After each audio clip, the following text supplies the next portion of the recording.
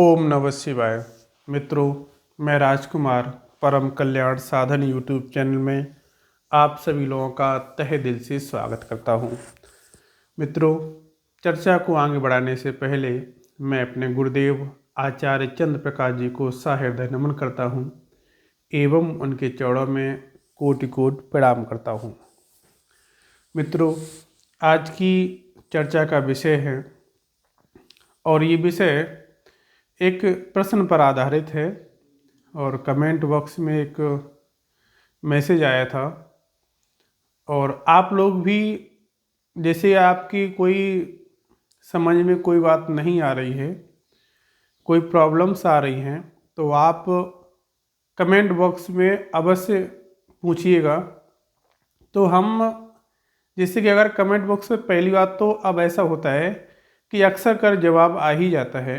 अगर किसी कारणवश आपका जवाब आपको प्राप्त नहीं हो पाता है तो आपको वीडियो के माध्यम से अवश्य प्राप्त हो जाएगा, क्योंकि जिस बात पर समस्या गंभीर होती है, हम समझते हैं कि एक दो वर्ड में हम किसी को नहीं समझा पाएंगे तो हम उस पर वीडियो बना देते हैं। तो प्रश्न यही आया था कि जैसे कि हम किसी देव की पूजा करते हैं, संकल्प के साथ करते हैं। जैसे मैंने 5 दिन का संकल्प लिया है, 7 दिन का संकल्प लिया है, 5 सोमवार का, 7 सोमवार का, 11 सोमवार का, या मान लीजिएगा आप हनुमान जी महाराज की पूजा करते हैं तो आपने 5 मंगलवार, 7 मंगलवार, 21 मंगलवार। आप गणेश भगवान की पूजा करते हैं तो बुधवार का संकल्प लिया है आपने जितने भी।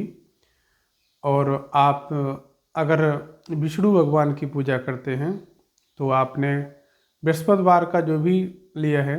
बृहस्पतिवार को अक्सर कर लोग साईं बाबा की ओर पूजा करते हैं, जो जिसे जैसे अपने हृदय से जिसे मानता है उसकी कोई वो नहीं है, कल्पना नहीं करना चाहिए किसी की कौन किसे कैसे मानता है। और अगर आप कोई देवी की पूजा करते हैं तो देवी माँ की पूजा करते हैं तो फिर आप जैसे शुक्रवार का संकल्प लेते हैं। अगर आप शनिदेव महाराज और हनुमान जी महाराज को पूजते हैं तो शनिवार की पूजा करते हैं। जैसे कि जो दिन है इन देवों को जिस दिन जिस देव की पूजा की जाती है उस दिन आप जो संकल्प लेते हैं, अब वो संकल्प किसी कारणवश कोई इमरजेंसी ऐसी कोई अवस्था पड़ जाती है, कोई दिन ऐसा पड़ जाता है कि जिस दिन आप पूजा नहीं कर पाते हैं और समय से पहले ही आपका जो भी समय है, जिस समय आप पूजा करते हैं उस समय से पहले ही घर से बाहर चले जाते हैं, कोई ऐसा काम पड़ जाता है और देर रात तक वापस आ पाते हैं, यानी पूजा का समय निकल चुका होता है। क्योंकि जब कोई हम संकल्प लेके पूजा करते हैं तो हमें एक ही समय भी निश्चित करना होता है, क्योंकि हम किसी देव की आराधना करते हैं, किसी देव को पूजते हैं, उन्हें पुकारते हैं, तो एक ही समय सबसे बेस्ट होता है। अगर कोई एक समय आपका निश्चित समय है, कोई बात नहीं है। आपका जो 7 दिन का संकल्प है अगर उसमें एक दिन छूट जाता है, कोई 7 सोमवार का संकल्प है, अगर एक सोमवार उसमें छूट जाता है तो संकल्प आप जिस दिन से लेते हैं, यानी कि आप मंगलवार का संकल्प ले रहे हैं, मान लीजिएगा आज मंगलवार है और आपने 7 मंगलवार का लिया है, तो लास्ट मंगलवार का आज ही आप संकल्प लेते हैं कि इतने मंगलवार करेंगे।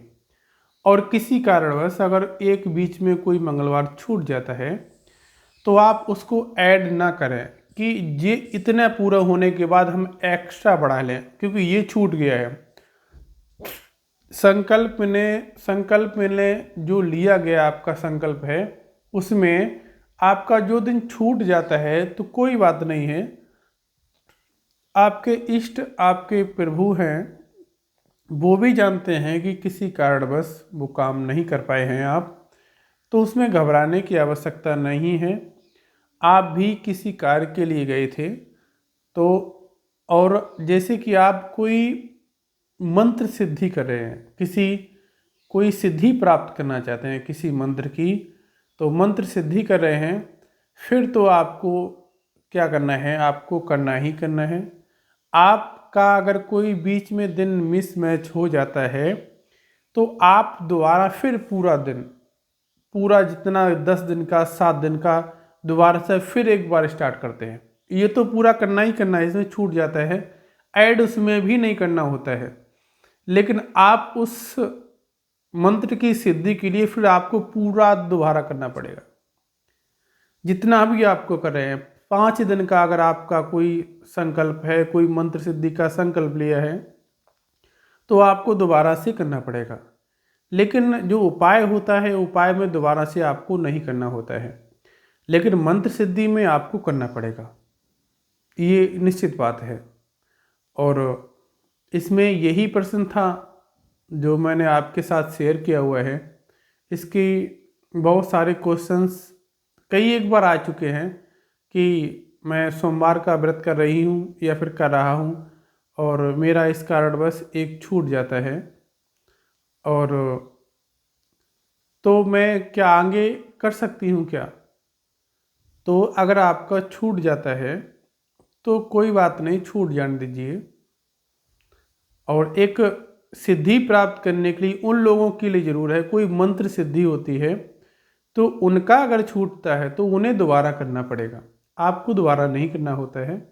बस जैसा चल रहा है वैसा चलने दीजिएगा। उस दिन के लिए अपने इष्ट से, अपने प्रभु से माफ़ी मांगिए कि इस कारणवश हम नहीं उपस्थित हो पाए हैं।